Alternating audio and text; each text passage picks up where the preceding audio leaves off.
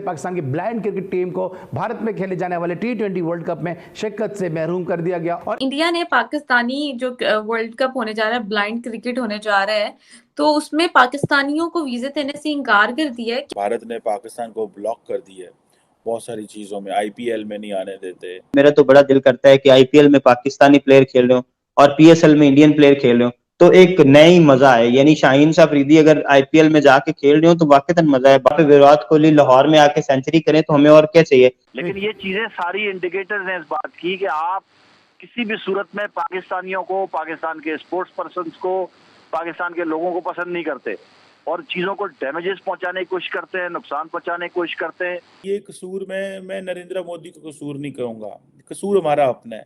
उसकी वजह ये है कि हम जब इकोनॉमिकली कमज़ोर हुए तो तालिबान हमें सीरियस नहीं लेते और वो जाके यूएई और इंडिया से जाके मदद मांग रहे हैं, कतर से, पूरी दुनिया से मांग रहे हैं। हम देख रहे हैं कि मुआशी ज़बूहाली है, मुल्क में कर्जों की भरमार है, सरमायाकारी में कमी हो रही है, महंगाई है, बेरोजगारी है, सनती पैदावार में कमी हो रही है, ताजरों का एतबार जो है वो कम होता जा रहा है बैरूनी सरमायाकारी की अगर बात करें तो, और भी बहुत सारे दीगर मसाइल हैं। पाकिस्तान की मईशत को लेकर डिफॉल्ट के खतरात हैं। इस मुल्क में इतनी ला यकीनी सूरत हाल पैदा कर दी जाए, इतनी बेयकीनी सूरत हाल पैदा कर दी जाए। हिंदुस्तान को एक मवाद दे रहे हैं आप। पाकिस्तान ने जो इतने हमारे हज़ारों फौजी शहीद हुए इस बॉर्डरों के ऊपर, माशाल्लाह ये तो एक नई कहानी इन्होंने खोल दी है।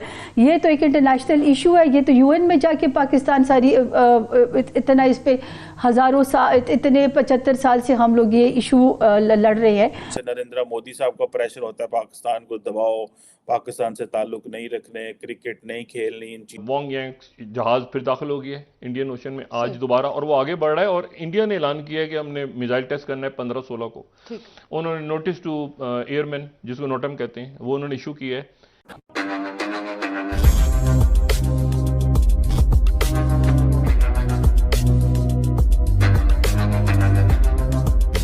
नमस्कार दोस्तों, भारत अपना सबसे ताकतवर मिसाइल अग्नि 5 को लॉन्च करने जा रहा है और वो भी चाइना के सामने। पिछले कुछ महीनों से आपने सुना होगा कि चाइना अपना एक स्पाई शिप को बार बार इंडियन ओशन में लाकर तैनात कर रहा था ताकि वह इंडियन मिसाइल्स जो लॉन्च किए जा रहे हैं उसके बारे में जानकारी हासिल कर सके।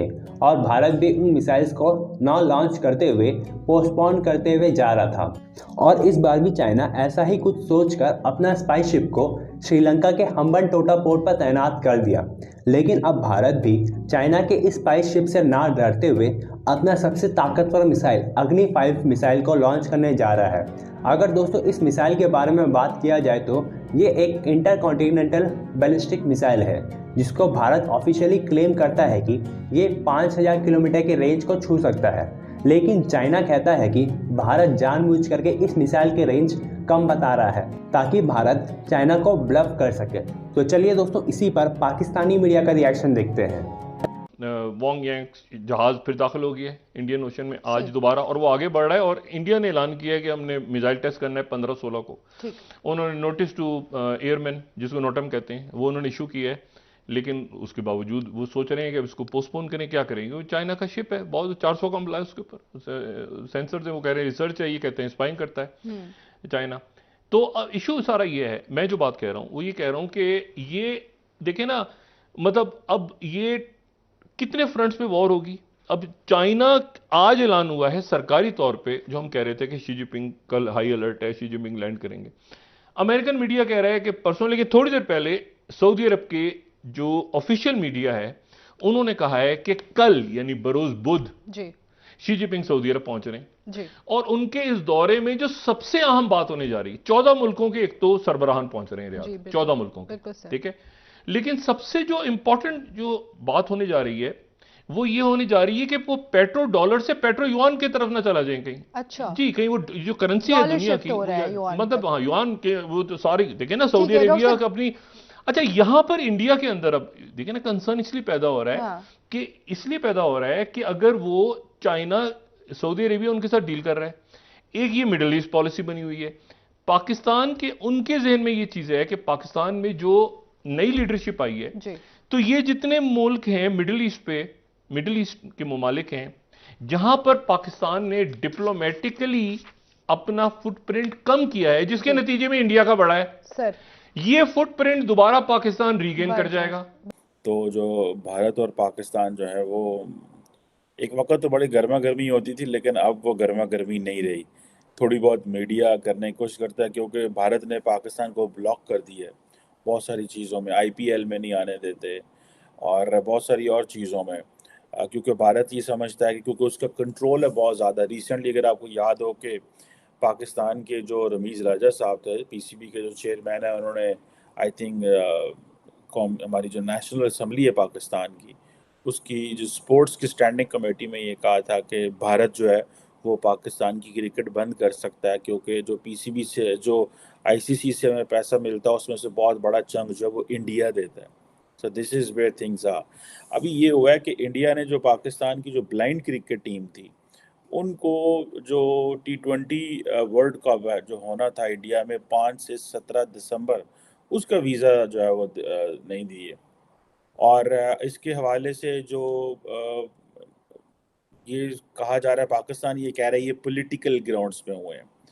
और अब जारी बात है इसकी डिटेल्स भी देखनी पड़ेंगी। मेरा ख्याल है रिसेंटली जो पाकिस्तान ने भी कुछ किया था कि वहाँ से टीम बुला ली थी, आई थिंक हॉकी की या कोई ऐसी जो बच्चों की को गई हुई थी, और वो टीम बुला ली थी और उस टीम को शायद कुछ कश्मीर का रेफरेंस था उसमें, तो उन्होंने कहा जी कि हमने नहीं वहाँ खेलना। तो मेरा ख्याल है this is where I think the Indians did it deliberately. अब जारी बात है ये जो इशू है, अच्छा इससे पहले अगर आप देखें तो जो इंडियन एक्सप्रेस है उसने भी ये खबर दी थी कि जो पाकिस्तानी टीम है उसको वीज़ा मिल जाएगा T20 वर्ल्ड कप का, और मैच जो है वो फरीदाबाद, दिल्ली, मुंबई वगैरह में, बेंगलुरु में खेले जाने थे। लेकिन ये एक जिसे आप समझ लें कि एक सेटबैक है क्रिकेट को, एक सेटबैक है स्पोर्ट्स को, एक सेटबैक है वो एक पीपल टू पीपल एक्टिविटी या एक सॉफ्ट पावर जो है जो इस्टेब्लिश होती है, या सॉफ्ट पावर जो क्रिएट होती है इस तरह के इवेंट से, जेस्चर से, ये मेरा ख्याल है वो चीज़ है।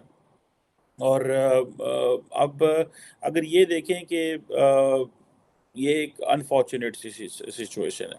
उधर मज़े की बात यह है कि जो आज़ाद कश्मीर के सदर हैं, वज़ीर आज़म साहब हैं, उन्होंने पाकिस्तानी वज़ीर आज़म जो हैं शहबाज शरीफ साहब को एक महफिल में रोक दिया, टोक दिया, जिसकी वजह से उनका जो मॉल था इस्लामाबाद में, एक ही बड़ा मॉल है इस्लामाबाद में, वो बंद कर दिया गया है। ये भी देखिए कितनी बदतमीज़ी है और अनफॉर्चुनेट सी चीज़ है।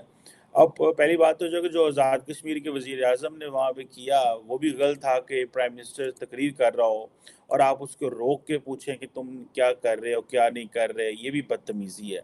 हाँ, आप बाद में प्रेस कॉन्फ्रेंस कर लें, उनसे पूछें, उनसे बात करें, ये करें, वो करें, लेकिन सिर्फ़ और सिर्फ क्योंकि आज़ाद कश्मीर का वज़ीर आज़म इमरान खान की पार्टी के हैं, तो उन्होंने सोचा ज़रा इमरान खान साहब भी खुश हो जाएंगे, क्योंकि प्राइम मिनिस्टर आज़ाद कश्मीर के जो वज़ीर आज़म हैं वो कोई बड़े कोई सियासी बंदे नहीं हैं, वो बेसिकली पैसे वाले शख्स हैं।